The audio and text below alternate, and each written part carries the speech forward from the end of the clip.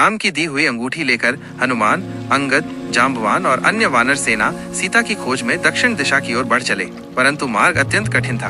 उनके सामने विशाल पर्वत खड़े थे, तपते मरुस्थल थे और फिर एक विशाल अथाह समुद्र उनकी राह रोके खड़ा था। सब थक चुके थे, निराश होने लगे थे, लेकिन तभी उन्हें एक सहारा मिला। उन्हें वहां संपाति मिले, जो महान जटायु के भाई थे। संपाति ने अपनी दिव्य दृष्टि से सब कुछ देखा था। उन्होंने कांपते हुए कहा, जब लंका का राजा रावण सीता को लेकर जा रहा था, तब मैंने उन्हें आकाश में उड़ते देखा था। वह उन्हें अपनी नगरी लंका ले गया है। हनुमान ने तुरंत पूछा, वह लंका कहाँ है और सीता वहाँ किस दशा में है? संपाति ने अपनी दिव्य शक्ति से लंका की दिशा बताई और वानरों को आशीर्वाद दिया, तुम ही उस महान नारी को पाओगे जिसे तीनों लोग खोज रहे हैं। तुम्हारी यात्रा सफल हो। संपाति के इन वचनों से वानरों में नई आशा का संचार हुआ। ये सुनकर हनुमान कुछ क्षणों के लिए मौन हो गए। उन्हें अपनी शक्तियों का स्मरण नहीं था। तब जाम्बवान ने उन्हें उनकी असीमित शक्ति और सामर्थ्य का स्मरण कराया। हे पवन पुत्र, तुम वही हो जिसने बचपन में सूर्य को एक फल समझकर निगल लिया था। तुम्हारी समस्त शक्तियाँ अब जाग चुकी हैं। तुम ही यह असंभव कार्य कर सकते हो। हनुमान ने श्रद्धा पूर्वक जाम्बवान को प्रणाम किया और देखते ही देखते उनकी आकृति विशाल होने लगी।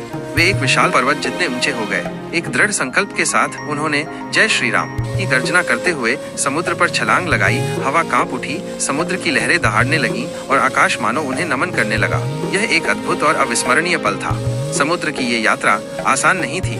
मार्ग में सबसे पहले सुरसा नामक एक राक्षसी आई, जिसे स्वयं देवताओं ने हनुमान की बुद्धि और बल की परीक्षा लेने के लिए भेजा था। उसने कहा, तुम मेरे मुख में प्रवेश किए बिना आगे नहीं जा सकते। हनुमान मुस्कुराए और अपनी बुद्धि का प्रयोग करते हुए उन्होंने स्वयं को अत्यंत छोटा कर लिया, सुरसा के विशाल मुख में प्रवेश किया और तुरंत ही उसके दूसरे छिद्र से बाहर निकल आए। सुरसा ने उन्हें आशीर्वाद दिया। फिर आगे चलकर सिंहिका नामक एक और राक्षसी मिली, जो छाया को पकड़कर खींचने वाली थी। हनुमान ने तुरंत उसका वध कर डाला। उनके मन में अब कोई संदेह नहीं था, अब कोई शक्ति मुझे सीता माता तक पहुंचने से नहीं रोक सकती। लंका के भव्य द्वार पर हनुमान को लंकिनी ने रोका। वो रावण द्वारा नियुक्त लंका की मुख्य रक्षिका थी। जैसे ही उसने हनुमान को रोकने का प्रयास किया, हनुमान ने उसे हल्के से एक प्रहार किया।